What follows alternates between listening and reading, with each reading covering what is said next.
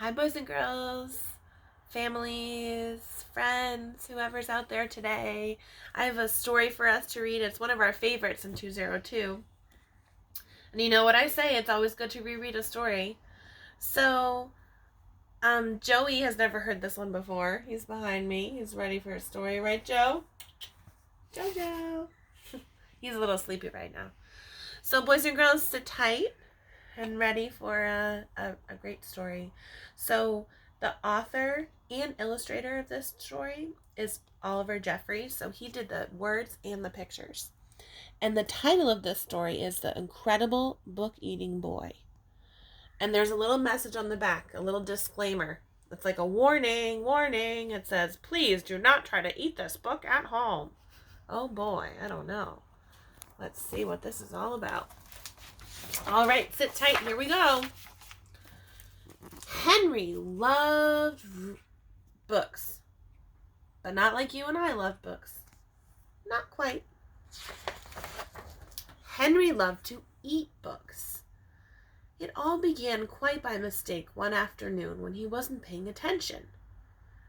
He wasn't sure at first and tried eating a single word just to test. Next, he tried a whole sentence. Then the whole page. Yes, Henry definitely liked them. By Wednesday, he had eaten a whole book.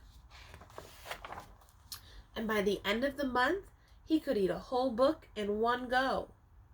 The incredible book-eating boy! Henry loved eating books of all sorts. Storybooks, dictionaries, atlases, joke books, books of facts, even math books. But red books were his favorite, and he was going through them at a fierce rate.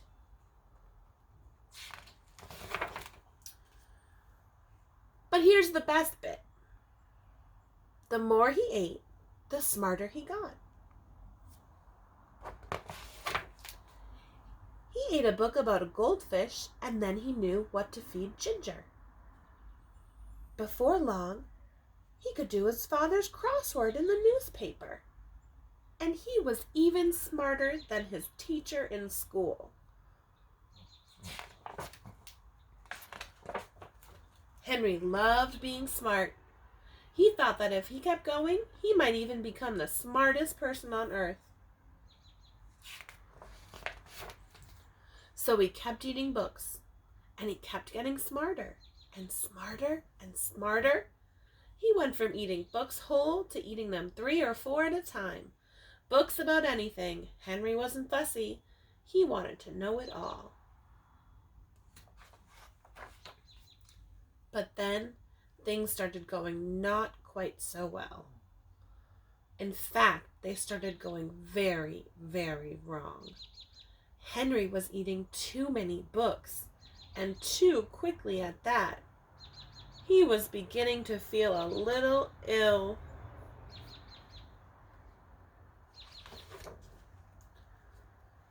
But here was the worst bit. Everything he was learning was getting mixed up. He didn't have time to digest it properly. It became quite embarrassing for him to speak. Suddenly, Henry didn't feel very smart at all. More than one person told him he should stop eating books. So Henry gave up eating books and sat sadly for a long time. What was he to do?